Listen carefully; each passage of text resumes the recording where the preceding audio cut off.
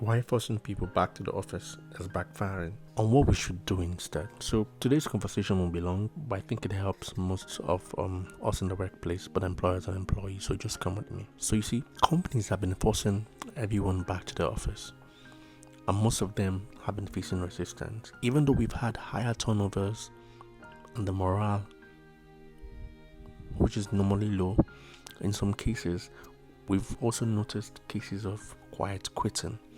But the problem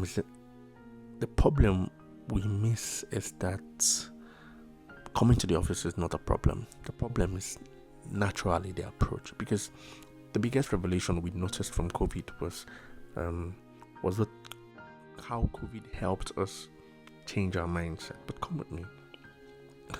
The hybrid work tension is the number one workplace conflict almost everywhere around the world right now. Leaders want flexibility and collaboration, while employees, especially the Gen Zs, are asking for something else. They want flexibility. Now, you see, flexibility and autonomy looks like a big deal, but most times, if you look closely, when organizations make it a power struggle, everyone loses. When they design it as a performance system, everyone wins. So the challenge is not really the request, is simply understanding how to design it. Designing it like a performance system helps us go beyond the conversation. But I have 3 frameworks that's always worked and I recommend for your team. It's called the hybrid model. So how does it work? To make hybrid work, leaders need to rethink policy using the 3C framework. The 3 C's first is clarity. Define the outcomes. Teams should define the outcomes, not just office days.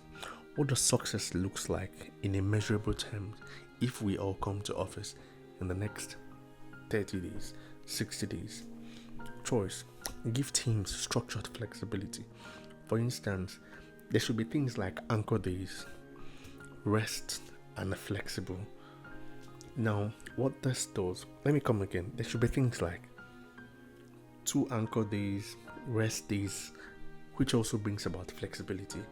People commit more, not when you enforce things, but when they feel trusted.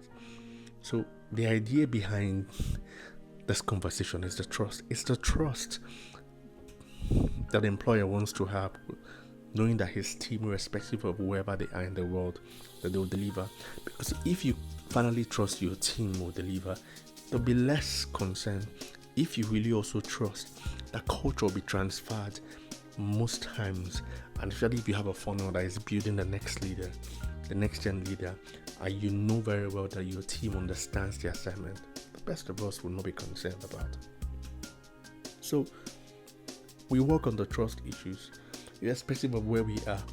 What really stops employees from not coming to work when we talk about the hybrid model, when they work from home? Mostly, for instance, if you're living in a part of the world like Nigeria, or parts of the world where they have resources issues, where they have light issues, your ability to have provided everything that will make your team members not depend or not have excuses for life also helps them want to deliver. But come with me, the third C is connection. Let's use in-house time intentionally for collaborations and mentorship. So when we draw this model, most times there are days when we expect people to be at the office. Let it not be an opportunity for people to just come to the office and sit down on their desk because they've been asked to come. It should be programmed where we intentionally have mentorship, collaboration, and culture building. So this is a practical solution. Organizations that apply this 3C model most of the time see flexibility in production and retention. They normally will see growth. Now there's higher productivity because there's a trust level, and there's a trust from both sides, and both teams are having a win-win because they technically are getting what they want while productivity doesn't suffer. So flexibility stops being a battle. It becomes a magnet for talent, because when most teams know, when people understand that this would work here, they would always tell their colleagues, and what you finally get is your organization will finally look like the best place to be. So the future of work isn't about being in office or remote work.